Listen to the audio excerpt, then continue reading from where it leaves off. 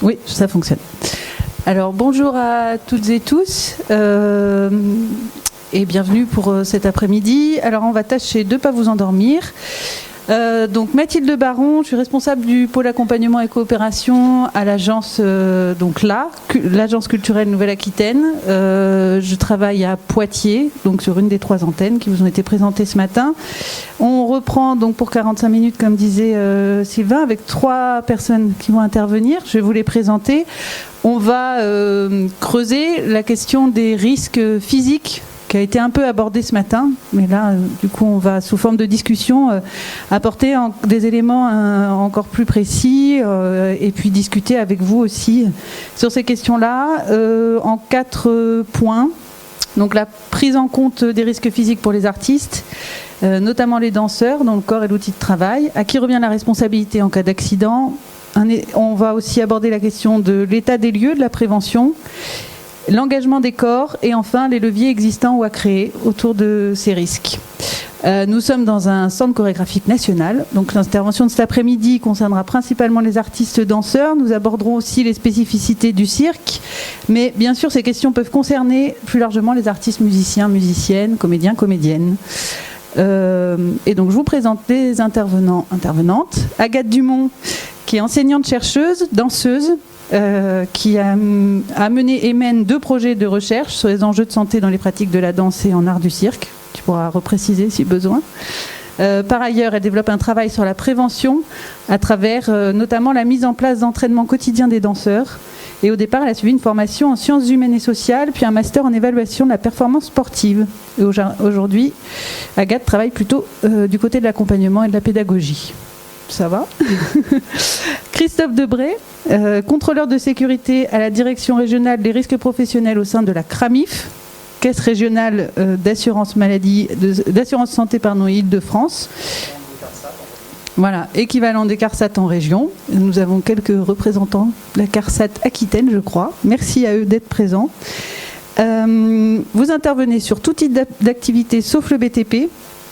De par votre aire d'implantation géographique, vous travaillez auprès de salles de spectacle variées, spectacles vivants subventionnés, privés, le cabaret notamment. La CRAMIF suit et essaie d'avoir des contacts réguliers avec ce secteur, être présent et accompagner. Concrètement, la CRAMIF est assureur des salariés.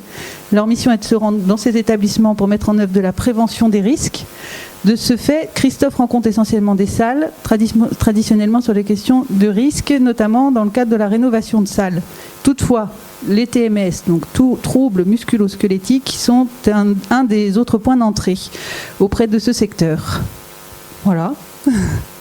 Et Arnaud, qui est avec nous. Donc Arnaud, tu as été danseur 16 saisons au CCN, si j'ai bien compris, et ce jusqu'à vendredi dernier. Et aujourd'hui, depuis lundi, tu entames une reconversion professionnelle au sein du CCN en tant que chargé de mission de développement artistique.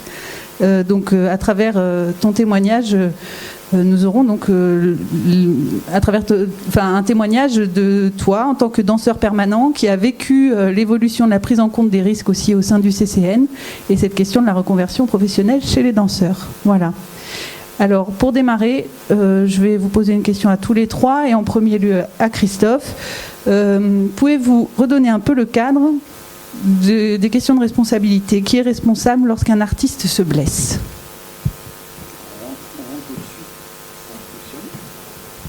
Allumé. Voilà. On rentre tout de suite dans le vif du sujet, hein. On part tout de suite accident. On va un peu répéter ce qui a déjà été dit ce matin, hein. Vous l'avez vu notamment au travers de l'intervention de Diane. Il y a un cadre juridique, hein, qui pose un certain nombre de principes, donc qui sont définis dans le Code du travail, et qui effectivement ont stipulé le fait qu'un employeur doit préserver la santé physique et mentale de ses salariés au travail. Donc autrement dit, en fait, hein, si on résume, entre le matin où vous arrivez au travail et le soir où vous rentrez chez vous, vous ne devez pas subir d'altération de votre santé. Ça, c'est le cadre théorique. C'est la théorie. Après, comme je dis toujours, la théorie, c'est un beau pays, mais c'est un pays qui n'existe pas. Donc après, ça, c'est la théorie et il faut l'appliquer. Donc pour l'appliquer, en fait, il y a le Code du travail, encore une fois, va définir un certain nombre de principes. parmi lesquels le plus important, qui est un peu la pierre angulaire, qui est un peu la colonne vertébrale de toute démarche de prévention, on l'a rapidement évoqué ce matin, c'est la fameuse démarche d'évaluation des risques, qui doit se concrétiser par la transcription de cette évaluation dans ce qu'on appelle un document unique d'évaluation des risques professionnels. Alors, c'était un petit peu l'objet de mon intervention ce matin. Je disais que certes, il est attendu juridiquement que vous ayez un document qui retranscrive cette évaluation, que vous devez pouvoir présenter, si on vous le demande, à l'inspection du travail ou à nos services. Donc plusieurs façons d'approcher ce travail. Soit on le voit simplement, ce qui est déjà pas rien, mais soit on le voit uniquement, en tout cas, comme une obligation juridique. Et dans ce cas-là, c'est pas tellement à mon avis ce qui est le plus intéressant, puisqu'on va rentrer dans quelque chose qui s'impose à nous et qu'on va faire parce que tout simplement, si on ne l'a pas, potentiellement, on peut s'exposer à notamment à une amende. Donc ça, c'est la façon un petit peu juridique d'apporter le sujet. Il y a une façon, à mon avis, plus intéressante et certainement plus pertinente de l'aborder, qui est de se dire finalement, est-ce que ces questions de prévention des risques professionnels, est-ce qu'au même titre que d'autres sujets dans l'entreprise, que sont, pour vous, que sont la qualité d'un spectacle, que sont évidemment tout ce qui va avoir trait à la rentabilité d'un spectacle, est-ce que là-dedans, au milieu de tout ça, on peut parler des questions de prévention des risques professionnels? Et au-delà d'en parler, est-ce qu'on peut, entre guillemets, animer une démarche et est-ce qu'on peut la piloter? Donc c'est ça derrière en fait qu'a voulu aussi le législateur, c'est de se dire finalement il vous appartient en tant qu'employeur d'animer, de mettre en place une démarche, d'associer un certain nombre d'acteurs aussi pour réfléchir à ces questions de risques professionnels et pour se reposer justement un certain nombre de questions dans le but d'identifier premièrement vos risques. Et une fois qu'on a identifié ces risques, c'est de se dire en face finalement quelle réponse on va pouvoir apporter, quel programme de prévention on va pouvoir mettre en place pour essayer, dans l'idéal, de supprimer les risques, ou à défaut de les supprimer, au moins d'en diminuer la gravité et la fréquence. Est-ce que Arnaud ou Agathe voulaient apporter un complément ? Moi, ce que je peux apporter comme complément, donc pour préciser d'où je parle, parce que c'est toujours important, c'est-à-dire qu'effectivement, moi j'ai une expérience de danseuse, de prof de danse, mais ce que je vous partage, c'est plus issu de mon travail de chercheur, déjà parce qu'il est plus objectif, la recherche n'est pas objective, mais enfin, on tend vers quelque chose de plus global. Et donc, 2 études que j'ai fait sur le cirque et la danse, juste pour vous resituer, on parle de 2 études, donc en partie par questionnaire, du coup ça porte sur une population d'artistes du cirque et de la danse de 450 personnes environ. Et 46 entretiens qualitatifs. Donc c'est qu'une photographie du secteur, évidemment, elle n'est que partielle, mais elle est quand même riche d'enseignements, d'autant qu'on a très peu de données en recherche sur la question des enjeux de santé et de soins dans le domaine du spectacle vivant, notamment le cirque et la danse.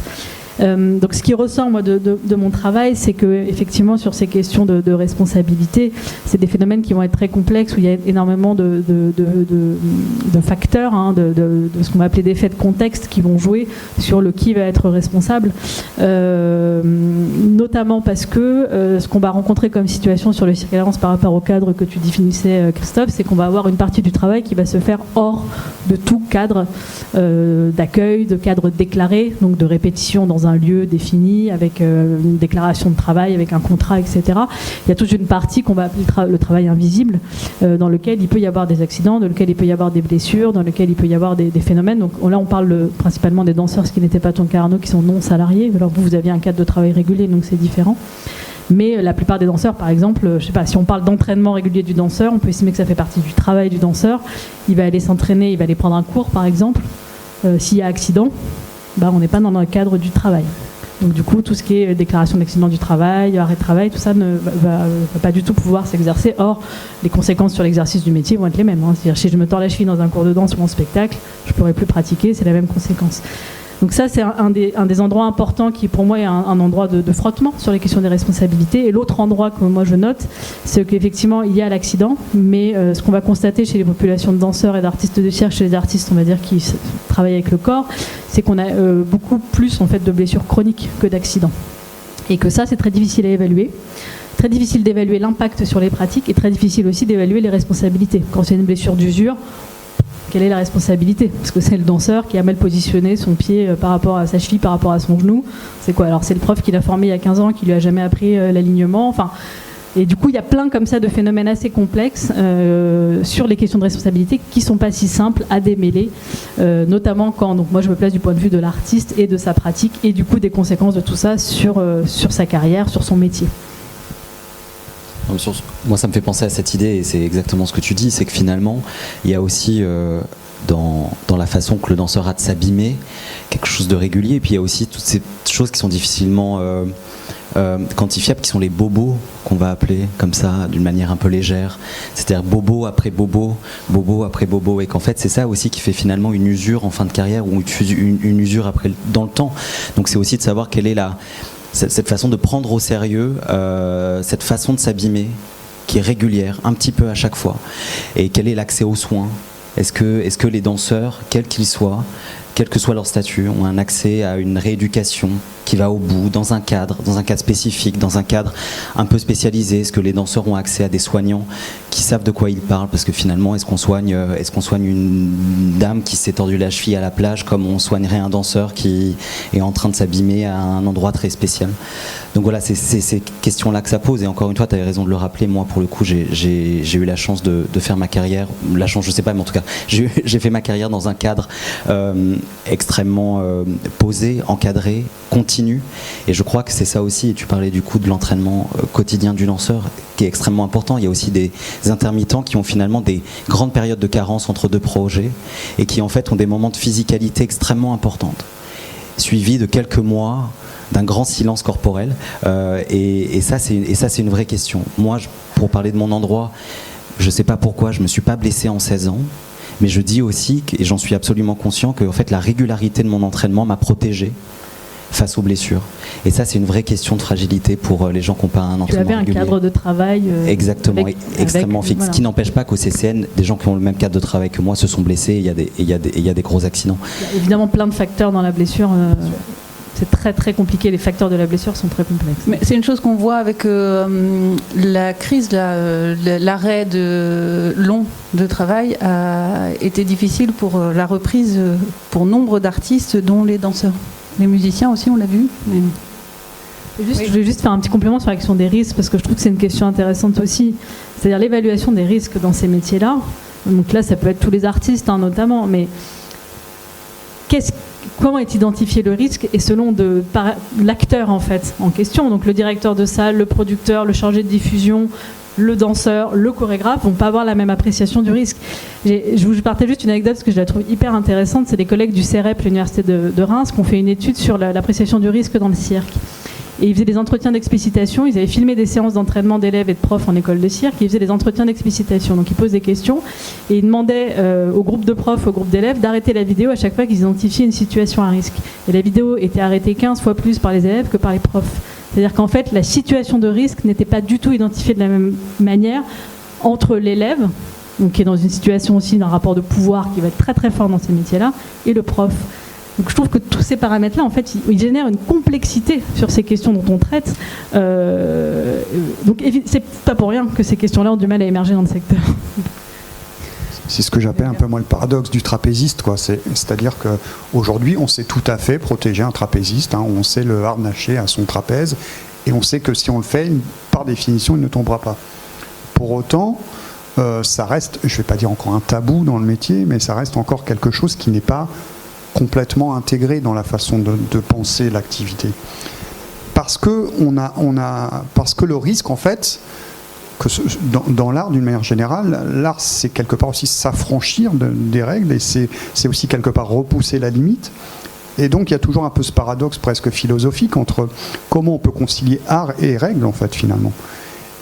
Et ça, c'est toujours un peu des questions auxquelles j'apporterai pas de réponse, je vous rassure, mais qui sont toujours un peu j'ai envie de dire, un peu dans l'imaginaire du métier, quoi. Merci. Je vais passer à la deuxième question, qui est celle de justement cet état des lieux. Où en sommes-nous de la prise en compte des risques physiques dans le domaine du spectacle vivant ? On esquisse un peu la discussion, mais je crois qu'il y a des choses à se dire qu'on a évoquées un peu ce matin, mais on va creuser un peu. Agathe, si tu veux bien. entamé. Oui, on avait parlé, effectivement, on en a parlé quand on a un peu préparé, et puis on en a parlé ce matin, mais effectivement, on a beaucoup nommé ce terme de sous-déclaration. C'est drôle parce que je l'entends beaucoup employé par toi, Christophe, par Yann, etc. C'est un mot qu'on n'entend pas du tout chez les artistes ou les gens du secteur. Ils ne parlent pas du tout. Ça, on dit sous-déclaration, ils ne savent pas de quoi on parle. C'est toujours intéressant. Sur la question, effectivement, l'état des lieux de la prévention, c'est qu'il y a un déficit d'information, en fait, très clairement, à différents niveaux, qui va du coup avoir des répercussions. Donc moi, ce que je vais noter dans mes études, c'est qu'il y a un déficit d'information sur la question tout basiquement de la santé, mais il y a un déficit d'information et de connaissances sur le système de soins même et son fonctionnement. C'est-à-dire qu'on l'a dit en introduction, beaucoup d'artistes vont avoir recours à ce qu'on appelle des médecines non traditionnelles, donc la médecine non allopathique, et du coup sont très ignorants du parcours de soins. Et par exemple, tout bêtement, des soins qui sont remboursés ou non par la sécurité sociale, ce qui crée une grosse différence, parce que quand on est artiste, avec les conditions d'emploi qu'on connaît, les conditions de travail, donc du coup une précarité économique qu'on a nommée, vous n'êtes pas sans savoir que l'ostéopathe, l'acupuncteur, le magnétiseur, le chaman, je vous cite tous les praticiens que j'ai pu avoir, le kinésiologue, etc., c'est pas gratuit, c'est pas remboursé.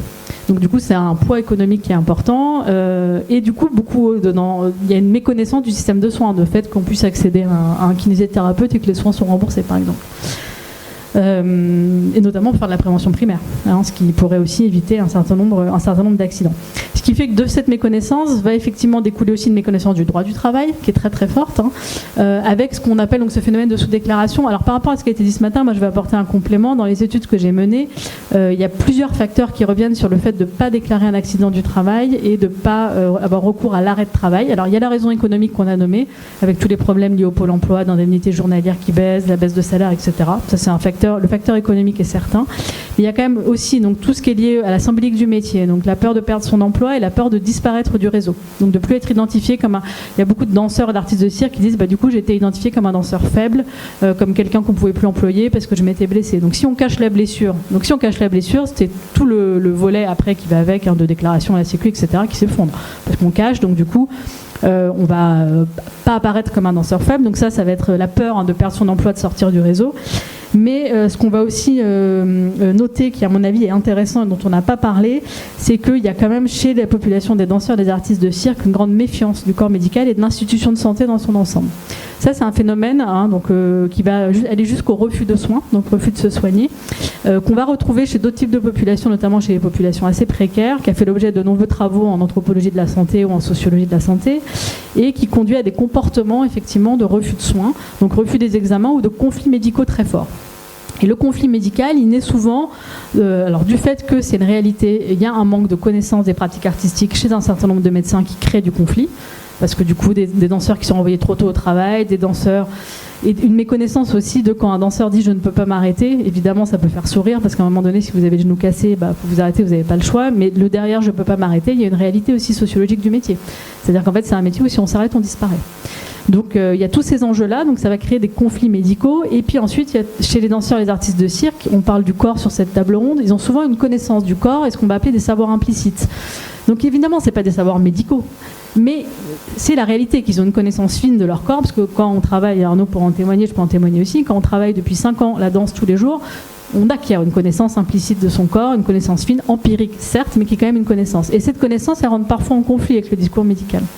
Donc tous ces conflits vont faire aussi qu'il va y avoir cette tendance à ne pas déclarer l'accident du travail, ne pas déclarer la blessure, etc. Plus la culture du métier qui fait que globalement on ne dit pas qu'on est blessé, le manque de temps aussi, la peur, etc.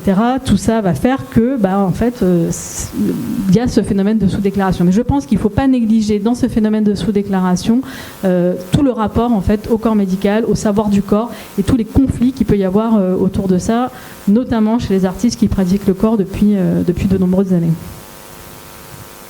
Est-ce que, Christophe, vous pouvez nous dire ce que ça produit, la sous-déclaration ?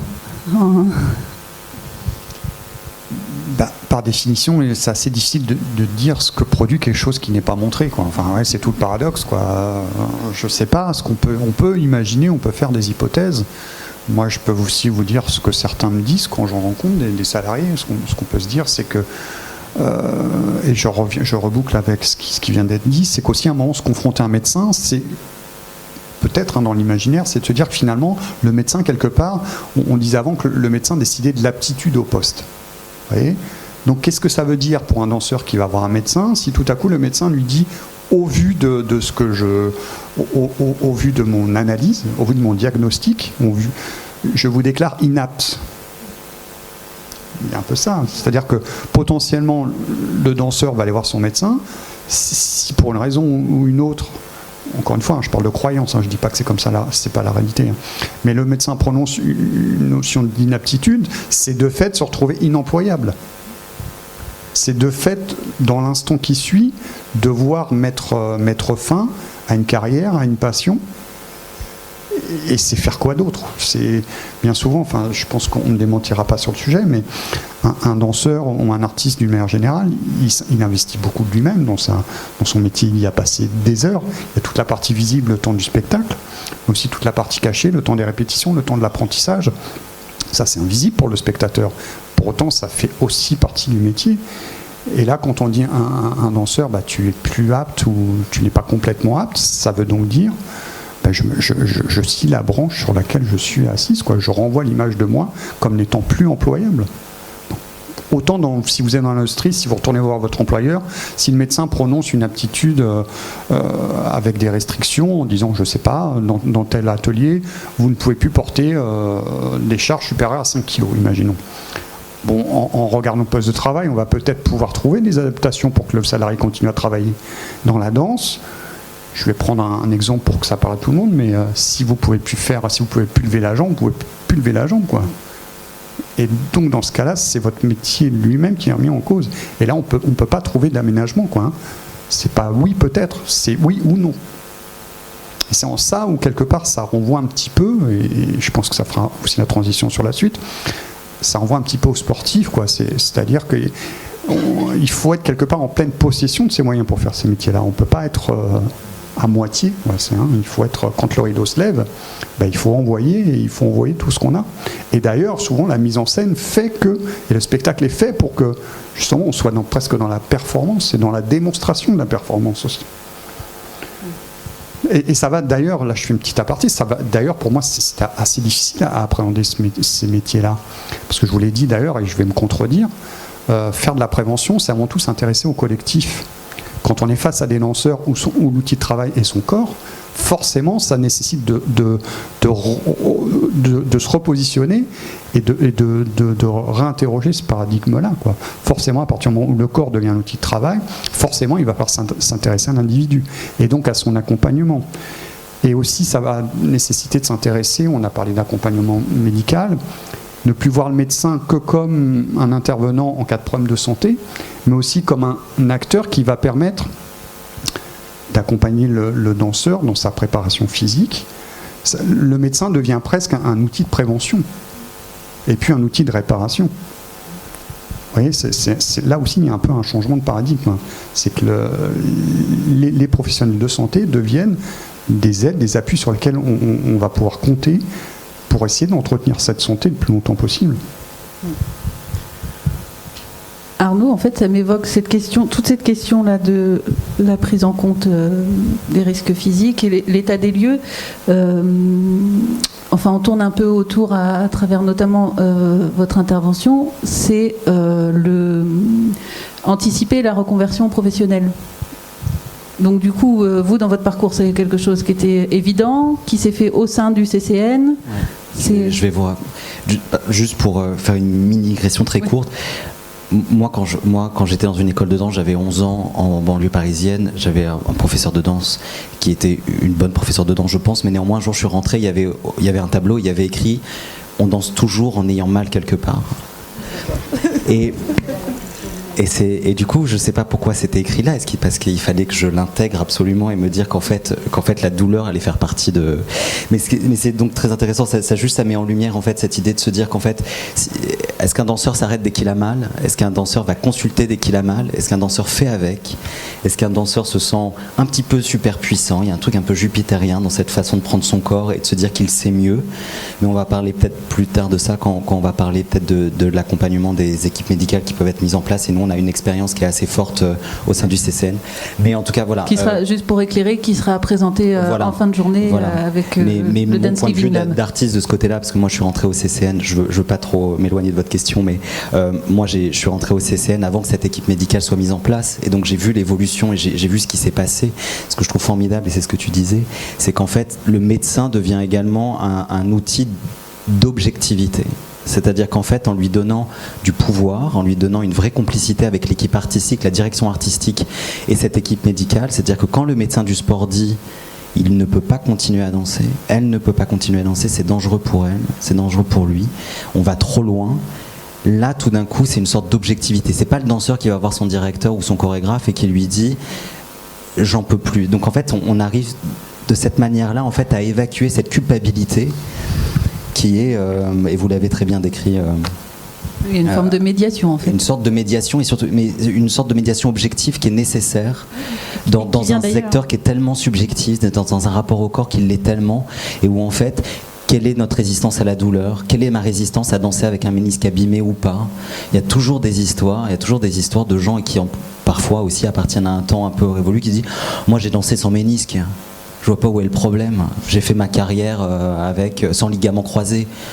Donc il y aura toujours des choses comme ça. Je veux dire, il y aura toujours des témoignages. Donc en fait, une objectivité médicale qui vient poser un cadre et qui vient dire le cadre c'est celui-ci. Là on en sort, donc il y a un arrêt.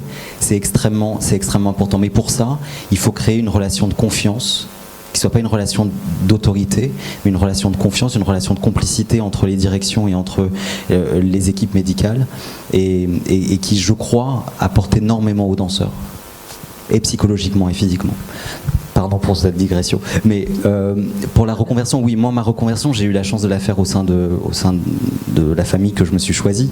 C'est un vrai moment de fragilité, c'est évident. C'est des vrais sujets aujourd'hui dans la danse.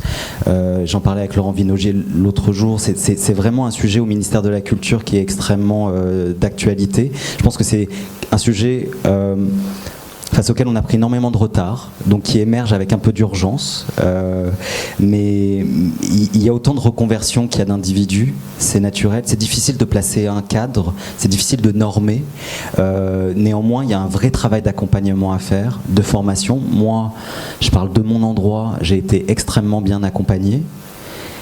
Mais c'est encore une fois ce qu'on essaie de faire toujours au sein du CCN, c'est de faire quelque chose qui ne serve pas que à cette maison ici, mais de servir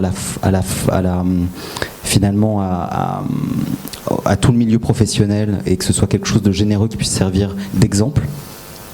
Mais voilà, la reconversion est un moment fragilisant, encore plus quand on est, je pense, intermittent, qu'on n'appartienne pas à un réseau fixe, à une maison fixe, même si par exemple moi le Centre chorégraphique national n'avait aucune obligation de me garder et de me reclasser dans les équipes autrement. Néanmoins, il y a un gros travail de formation à faire, d'accompagnement, et surtout sortir de ce tabou-là. À quel moment on peut crever l'abcès, on peut parler à un danseur? À quel moment les équipes qui encadrent, les équipes de direction peuvent aller voir un danseur et lui dire je ne t'insulte pas, je ne te dis pas que tu es trop vieux pour faire ce travail, je ne te dis pas que tu n'es plus assez bon, je ne te dis pas que j'ai envie de me débarrasser de toi, j'ai juste envie de te dire que j'ai envie de t'accompagner dans cette nouvelle étape de ta vie qui s'ouvre, et de ne pas en faire un tabou, de ne pas en faire un éléphant dans la pièce, mais que ce soit un moment d'échange. Et il y a plein de solutions à inventer, ça c'est certain. Je viens juste réagir à ce que tu dis, Arnaud, parce que je pense qu'il y a un enjeu qu'il faut qu'on nomme aussi, c'est que dans ces métiers-là, et c'est vrai pour les carrières artistiques des artistes de manière générale, pas que dans la danse, c'est que tu as été dans une institution, il y avait un cadre, et c'est une institution qui est bienveillante. Et je pense que tu as eu beaucoup de chance. Je parle de mon endroit. Non, mais je trouve ça hyper intéressant ton témoignage, parce que je pense que tu as beaucoup de chance. Et je pense que le cadre dans le travail dans lequel tu as évolué est assez rare.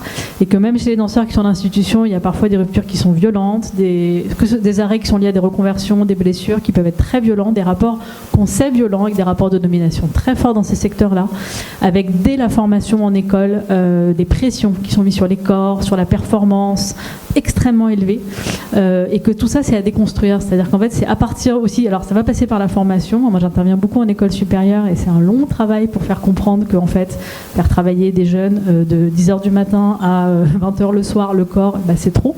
Et qu'en fait, on est en train de les griller dès leur plus jeune âge.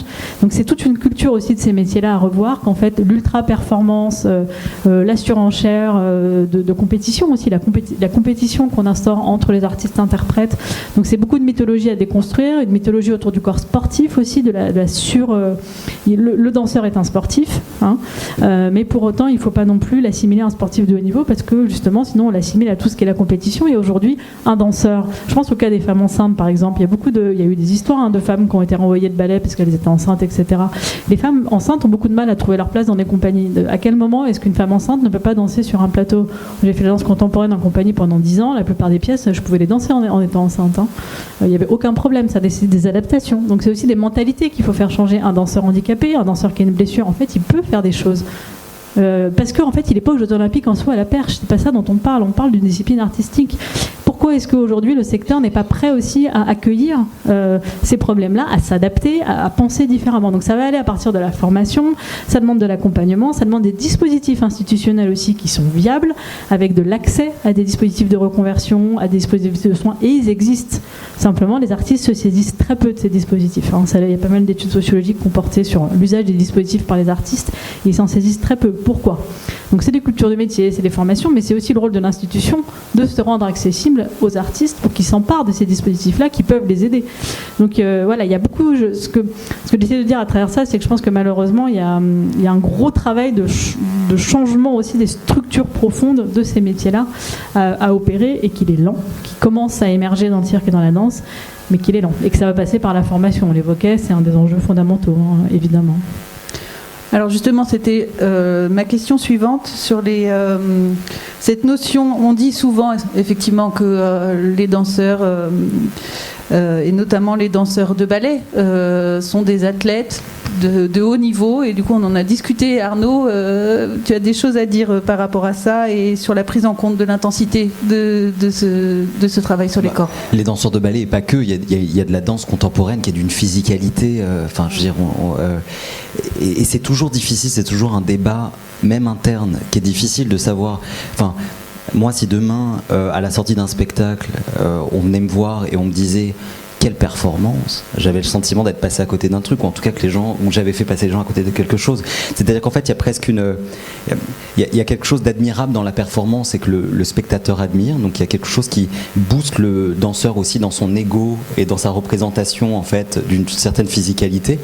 Mais il y a l'aspect artistique. Donc en fait, oui, les danseurs sont des sportifs. En même temps, on n'a pas envie de l'être. On n'a pas envie d'être assimilé non plus aux sportifs de haut niveau. Donc c'est une vraie question, et on se place du coup à ces deux endroits. Et c'est une vraie question dans cette petite guéguerre qu'il peut y avoir entre le ministère de la Culture et le ministère des Sports. Aujourd'hui, par exemple, les danseurs de haut niveau, les danseurs professionnels, n'ont pas accès aux mêmes soins, aux mêmes avantages que les sportifs de haut niveau. On a eu cet exemple, nous en interne, il est assez éclairant. On a une danseuse qui s'appelle Laurine, à qui on a dû recoudre le ménisque. À Cap-Breton, donc vraiment pas très loin, on a le CERS, qui est considéré comme le centre de rééducation pour sportifs le meilleur de France. Eh bien, Laurine n'avait pas le droit d'intégrer le CERS parce qu'elle n'est pas sportive. Mais par contre, les professeurs de sport et de PS et les licenciés en danse, si une danseuse amateur qui fait de la salsa une fois par semaine avait le droit d'y aller, il n'y avait pas de souci. Laurine, danseuse au Centre chorégraphique national de Biarritz, n'y avait pas accès. Donc Laurine, elle a été licenciée, elle s'est acheté une licence dans une école de salsa dans le coin. Et il y a le même exemple de Germain Louvet, qui est danseur étoile à l'Opéra de Paris, qui lui se fait passer pour un golfeur, pour pouvoir y avoir accès. Et c'est pas le CERS qui bloque, hein, c'est la CPAM, ou en tout cas c'est juste l'accord. Donc en fait ça met en lumière une sorte de difficulté. Alors est-ce qu'il faut que les danseurs professionnels soient assimilés à des licenciés et donc dépendent d'un certain bout du ministère des Sports? Est-ce qu'il faut que ce soit le ministère de la Culture qui récupère tout le travail qui a été fait par le ministère des Sports et se mette à niveau? C'est un vrai débat, c'est une vraie question. Mais ton récit, j'en ai plein des exemples de ce que tu racontes, des artistes de cirque, là, j'en ai plein à l'appel, qui ont eu des grosses opérations, qui ne peuvent pas aller en centre de rééducation, ou alors ils y vont par des combines, par machin. Et en fait, ce dont on se rend compte quand on fait des études là-dessus, c'est que tout passe par l'informel. Ce n'est que de l'informel. C'est du réseau, c'est machin qui a parlé à bidule, qui connaît le stéo de machin, qui fait que je peux avoir accès à ce médecin du sport, qui va me faire rentrer. Ce n'est que de l'informel. Et du coup, ça peut fonctionner l'informel, mais bon, comme on sait, l'informel, ça a ses limites. Hein. Et ton récit, mais moi j'en ai entendu plein, effectivement. Et c'est un problématique qu'il n'y ait pas de dispositif pour les artistes qui puissent accéder à des centres de rééducation, notamment pour sportifs de haut niveau. Parce que la prise en charge, elle est spécifique, et il faut une prise en charge spécifique. Et pour dire qu'elle a besoin des spécifiques, ça rejoint aussi une autre expérience qui est celle justement de cette création de cette équipe médicale qui a été installée au sein du Centre chorégraphique national, donc qui inclut un médecin du sport, un kiné du sport et également un radiologue qui est un peu référent, c'est-à-dire qu'en fait dès qu'on doit passer une image, on passe à cette image avec la même personne. Et ça a été aussi un travail pour eux, c'est ça qui est intéressant, c'est-à-dire qu'en fait en arrivant, plein de leur expérience des sportifs, ils sont arrivés face à des danseurs, ils se sont retrouvés un petit peu démunis par l'amplitude des corps, par vraiment des spécificités. Et en fait, finalement, ils se sont formés. Il y a eu une vraie nomenclature qui a été nécessaire, enfin, je veux dire, d'assimiler, parce que tout sportif qu'on est, on est des sportifs singuliers. Mais peut-être que je le vois de mon point de vue, mais peut-être autant que un coureur de fond va être différent qu'un nageur, va être différent. Il y a des spécificités dans toutes les activités sportives, mais. Juste un petit mot, parce que là c'est vrai on est très centré sur l'accident, mais je voudrais aussi revenir un petit peu sur la gestion de la carrière. Là je pense qu'il y a aussi un certain nombre de choses à réfléchir. Aujourd'hui globalement, si on prend la carrière d'un danseur, c'est globalement on est sur des carrières assez courtes. Hein. Alors je n'ai pas de statistiques, mais je ne suis pas sûr qu'il y ait beaucoup de danseurs au-delà de 45 ans, je ne sais pas. En tout cas je pense que c'est des vraies questions, et ce depuis la formation, c'est-à-dire que j'ai eu l'occasion un petit peu de réfléchir sur ce sujet-là, notamment avec un cabaret, où finalement on est d'accord, on est encore dans un lieu fixe, hein, où c'est plus facile et où on a une structure et on peut avoir un accompagnement RH et tout. N'empêche que de se dire que voilà, un moment, un danseur ou une danseuse va rentrer dans le cabaret en question à l'âge de 20, 22, 25 ans, peu importe, et que sitôt qu'elle a mis le premier pas, en fait, on va déjà commencer à réfléchir à l'après. Non pas et que quelque part pour éviter aussi cette frontière entre tu étais avant danseur et maintenant tu ne peux plus l'être. Donc ça veut nécessairement dire qu'il y a un accompagnement tout au long de la carrière. Peut-être ça veut aussi dire que pendant ces phases où il y a un peu moins de travail, peut-être qu'on peut penser aussi à de la formation, à éventuellement à faire acquérir de nouvelles compétences aussi aux danseurs pour l'emmener petit à petit vers ce que sera l'après. Donc ça aussi c'est des questions à mon avis qui sont importantes et qui à mon sens aujourd'hui ne sont pas suffisamment discuter, réfléchir, mise sur la table tout simplement. Ok. Et du coup, effectivement, quels sont les leviers, les outils à votre avis aujourd'hui qui existent ou qui devraient se mettre en place pour favoriser cette prévention? À votre avis, on n'en est pas en train de... C'est un peu pour lister pour nous ensemble là aujourd'hui. Alors on a parlé du DERP. Que les compagnies doivent aussi prendre en compte. Alors du coup je fais une aparté, dans le tote bag là qu'on vous a mis en arrivant, il y a le dossier que l'agence a rédigé sur les risques psychosociaux, et en page 13 il y a une interview de Yann Hiller sur le DERP, donc voilà, ça peut être aussi un petit levier pour commencer à se frotter à cette question du DERP. Je pense que on n'en a pas parlé et nos amis ne sont pas là, mais Pôle emploi, j'imagine, a un rôle aussi auprès des carrières des artistes pour l'accompagnement. Peut-être que nos amis de l'AFDAS ont des choses à dire aussi par rapport à ça. Audience, si on n'a pas parlé d'audience, oui. Mais Audience a des missions en matière d'accompagnement sur la reconversion, sur la santé. Mais en fait, ce qui est intéressant, c'est que tout ce que, par exemple, les dispositifs audience ou même le CMB, avec CMB, c'est pas du tout connu par les artistes. Enfin, moi, les gens que j'interviewe et dans les questionnaires, on pose systématiquement la question de la visite médicale au CMB et de la connaissance des dispositifs. Ils sont très, très, très peu fréquentés, enfin, connus et fréquentés par les artistes. Donc, bon, moi, je crois que pour répondre à ta question, c'est qu'en fait, déjà, il y a un déficit d'information. Premier niveau, l'information. C'est-à-dire qu'en fait, à partir du moment où on est face à des acteurs du secteur qui ne connaissent pas les dispositifs d'accompagnement, qui sont certes peu nombreux, mais il y en a quelques-uns, donc déjà, ça serait une première porte d'entrée. Ensuite, il y a effectivement comment est-ce qu'on met en place des cadres hors institutions, parce qu'on sait que la population majoritaire des artistes, c'est les artistes, c'est les intermittents du spectacle, donc du coup, comment est-ce qu'on met en place des structures d'accompagnement médical, psychosocial, etc., avec de l'accès à des soins peut-être pris en charge aussi. La prise en charge financière, elle est fondamentale. Je veux dire, aujourd'hui, la plupart des kinés, il ne faut quand même pas rêver, la plupart des kinés, notamment en région parisienne, il y a des dépassements énormes. Enfin, je veux dire, quel danseur, quand on connaît la précarité économique du secteur, quel danseur a les moyens de payer un kiné avec des dépassements ? Aucun, en fait. Donc du coup, ils ne le font pas. Donc il y a aussi une question financière qu'il faut réfléchir. Et du coup, ça, c'est ministère de la Santé, ministère des Sports, ministère de la Culture. Alors vous allez faire dialoguer 3 ministères. Si vous avez déjà essayé, je vous souhaite bon courage. Donc déjà, il y a tout un tas de problèmes aussi de coordination des acteurs qui est absolument nécessaire. Et il faudrait qu'effectivement le Pôle emploi parle avec la CPM, qu'il y ait aussi une communication des acteurs institutionnels. Moi, j'ai une réponse très concrète à cette question. Ça fait 15 ans que je travaille dans le champ de la santé et de la danse et du cirque. Ça fait peut-être 5 ans qu'on commence à identifier les acteurs. Ça fait 10 ans qu'on est en dialogue avec le Centre national de la danse qui dit on va faire quelque chose. On a fait notre première réunion, et je pense que c'est grâce au confinement il y a 6 mois. Je pense qu'il n'y avait pas de confinement, je pense qu'on ne faisait jamais la réunion, parce qu'on l'a fait sur Zoom, puis du coup tout le monde était plus ou moins disponible. La réalité, c'est ça. C'est qu'en fait, réunir les acteurs, c'est hyper compliqué déjà d'arriver à fédérer les gens qui travaillent ensemble. Donc on va avoir plein de petits îlots d'initiatives, comme le centre médical, ce qu'a construit l'équipe médicale du Ballet Biarritz. Maintenant, il y a un pôle santé à l'Opéra de Paris. Il y a le premier pôle santé en France qui est à l'École supérieure de danse de Cannes. Plein de petites initiatives. On a beaucoup de mal à fédérer les acteurs de terrain avec les acteurs institutionnels. Donc en fait, il y a déjà tout ce travail de coordination, de dialogue qui doit se faire. Donc ces journées-là, elles ont vocation, pour moi, à améliorer ce dialogue, permettre ces rencontres-là. Mais c'est quand même compliqué. Et moi, je me rappelle, puisqu'on est à Biarritz, les premières fois que j'ai rencontré l'équipe du ballet, ils ont fait les premiers colloques, on les a rencontrés, on était trop contents. Ça y est, enfin d'autres Français qui s'intéressent à l'action de la santé en danse. Ils débarquaient, quoi.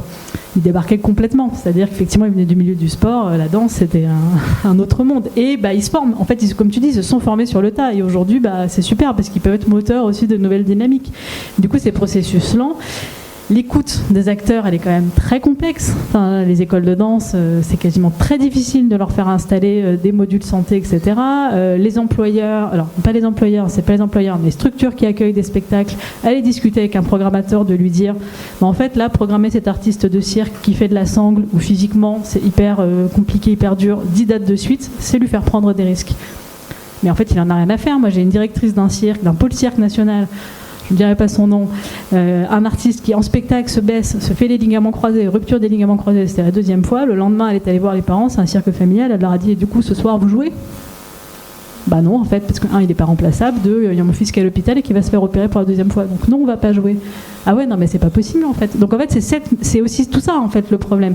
Et du coup, il y a un déficit de formation aussi des acteurs. Et c'est marrant parce que j'y avais jamais pensé, on l'a dit ce matin, il n'y a pas du tout dans les diplômes de management de la santé, etc., management de la culture, il n'y a pas du tout d'enseignement sur là-dessus. Et je me suis dit, tiens, c'est vrai, je pourrais l'enseigner dans ces diplômes-là, tiens.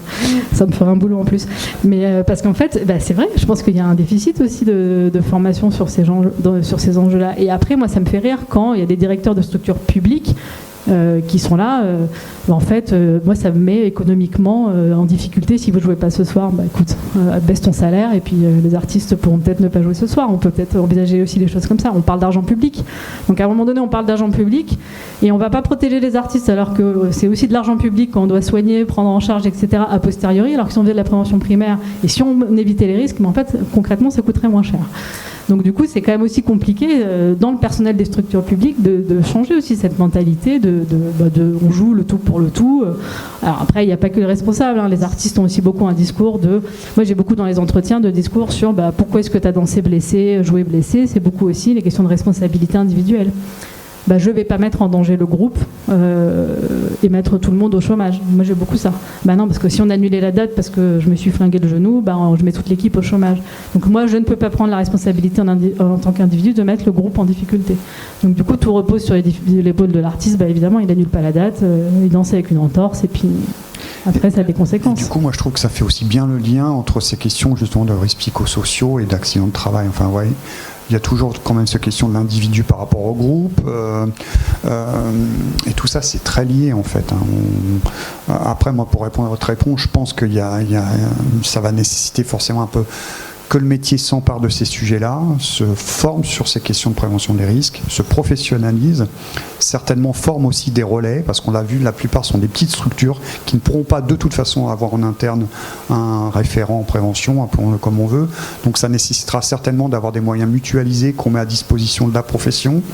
De la même manière, et ça comme l'a fait quand même le sport professionnel il y a quelques années, je pense que ça passera par une réflexion autour de ces histoires, de ces rapports en tout cas entre travail, le médical, la préparation du corps. Je pense que là, il y a quand même des choses, peut-être une filière à réfléchir. Enfin, je pense que les pistes ne manquent pas. Après, il faut de la volonté. Il faut que les acteurs qui sont en capacité de décider se mettent autour d'une table, on discute. Nous, on veut bien participer, tous autant qu'on est, je pense ici, à alimenter les réflexions. Mais il faut qu'il y ait une volonté. Je pense déjà, il faut qu'il y ait un constat qui soit fait de l'existant. Et je pense qu'on a tous des idées pour améliorer l'existant. Après, il faut trouver les bonnes personnes, il faut qu'on se mette autour d'une table, qu'on y réfléchisse et qu'on voit ce qu'on peut faire ensemble. Mais je pense que c'est aussi, on y gagnera intervenir, un mot qui était un peu à la mode, en pluridisciplinarité, parce qu'on voit bien que sur ces questions-là, ça peut pas être juste une question médicale ou juste une question artistique. Il faut que l'artistique parle au médical, il faut que le médical parle peut-être avec la technique. Il faut, enfin, vous voyez, on est à un carrefour où plusieurs métiers et plusieurs disciplines doivent se parler si on veut avancer, selon moi. Et tu dis exactement cette nécessité en fait, de créer une complicité et donc de créer un cadre. Et en fait, ce cadre aussi, financièrement, il peut aussi avoir un coût.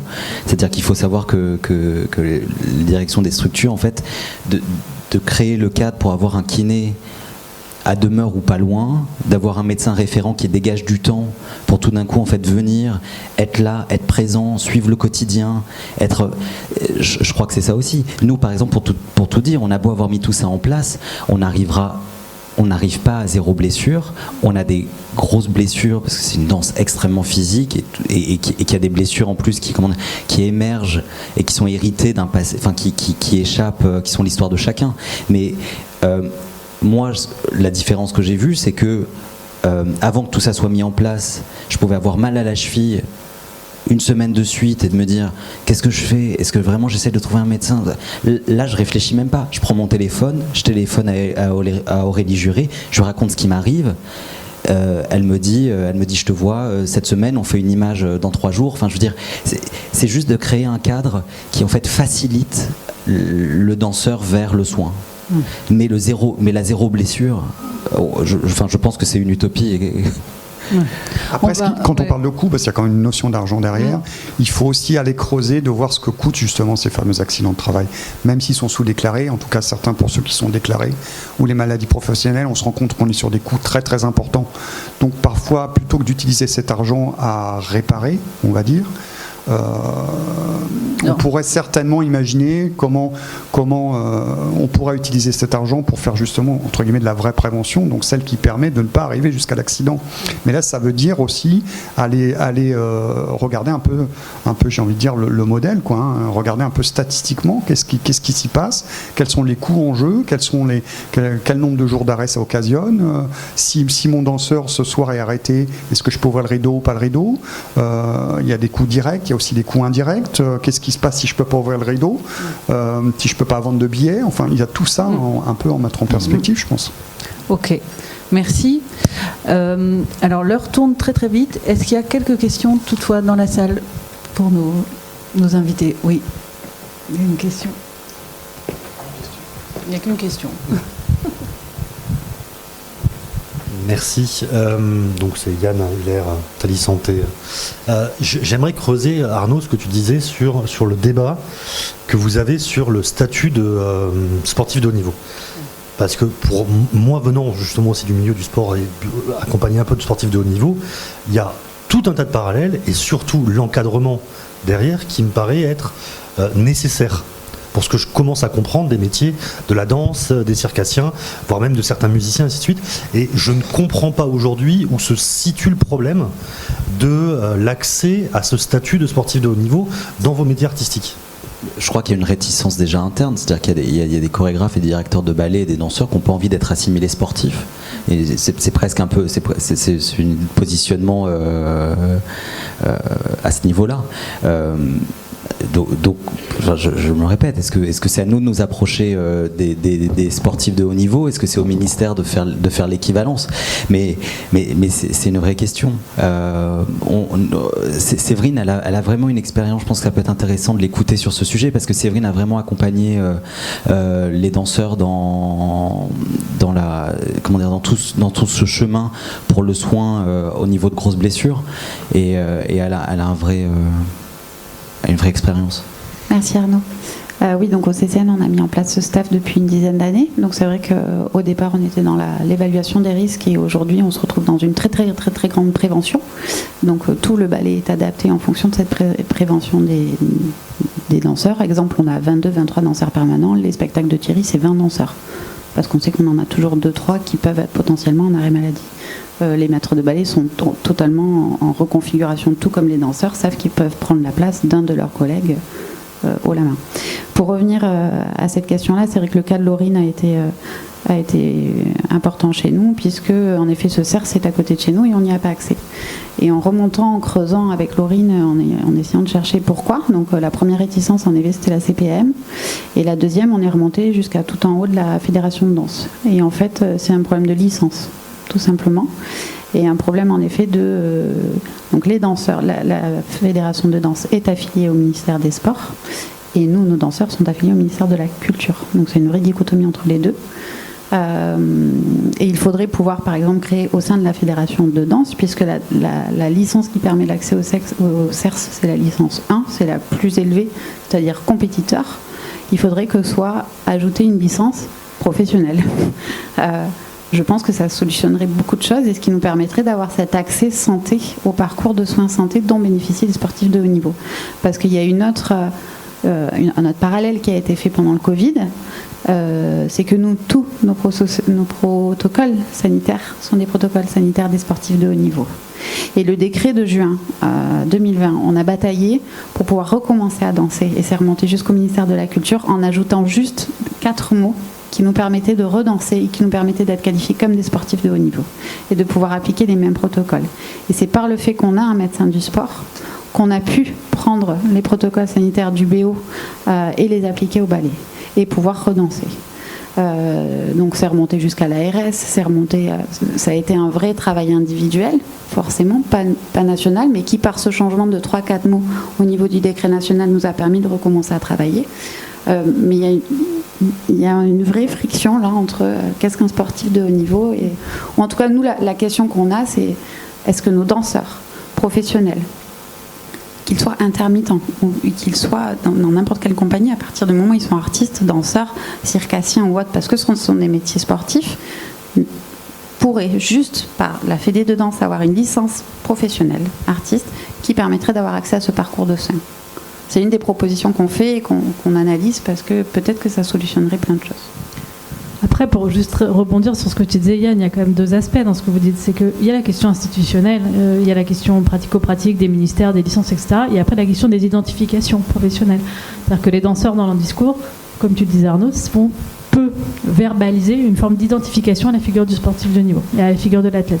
Pour plein de raisons qui sont structurelles, il y a la formation liée au fait qu'on assimile le sportif de haut niveau à quelqu'un qui on attend des résultats quantifiables, etc. Et qui est une réalité aussi. Et donc du coup, une fois de plus, c'est pas, voilà, du point de vue du ministère, on pourrait dire, mais il pourrait se mettre d'accord et tout ça, mais après il y a aussi la réalité du terrain qui est pas si simple. Ah non, il y a une dernière question peut-être. Si.